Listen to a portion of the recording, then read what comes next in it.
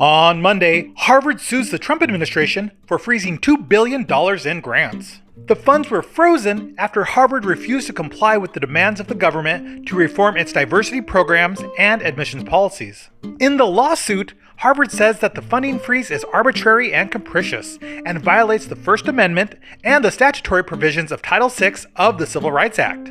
It further states that the government has not acknowledged the consequences it will have on their research programs, which would stall innovation. Ted Mitchell, the president of the American Council on Education, said, "It's been clear for weeks that Trump's actions violate due process and the rule of law. We applaud Harvard for taking this step and look forward to a clear statement by the court rebuking these efforts to undermine scholarship and science." The next day, the Department of Veteran Affairs plans to establish a task force to investigate employees with anti-Christian bias. The task force is supposed to identify any unlawful anti-Christian actions under the Biden administration, change any objectionable policies, and recommend steps to rectify any past failures. While some Christian groups welcome Trump's efforts here, critics say that he's prioritizing the rights of Christians over other religious minorities, which ultimately violates the First Amendment and works to erode the division of church and state.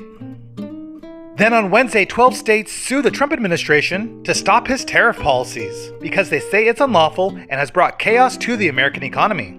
The suit claims that only Congress can impose tariffs, and claims that the president can only invoke the International Emergency Economics Power Act for tariffs when an emergency presents an unusual and extraordinary threat, and that using tariffs as a standard negotiating tool is illegal. The next day, Trump starts selling new hats for his 2028 campaign. Of course, Trump cannot run for a third term because it's unconstitutional according to the 22nd Amendment. And most Trump supporters, even if they love the idea of electing Trump to a third term, and love that some people are even trying to make that happen, simply see this as Trump and MAGA trolling the Democrats.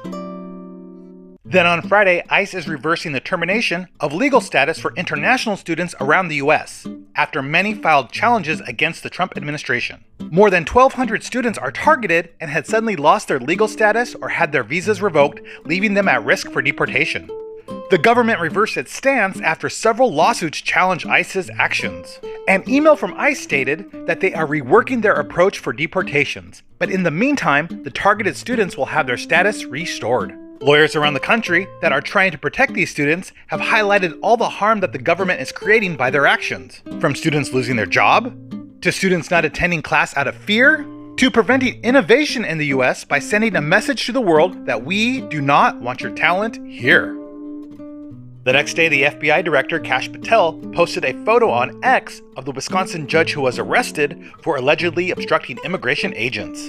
In the post, he said, "No one is above the law."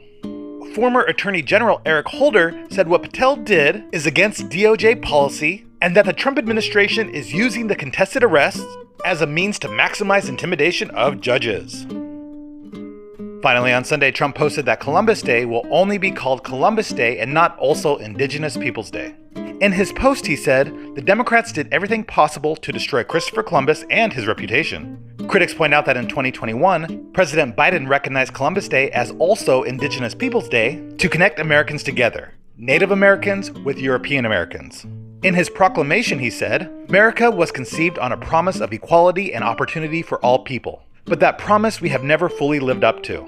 That is especially true when it comes to upholding the rights and dignity of the indigenous people, who were here long before the colonization of America began."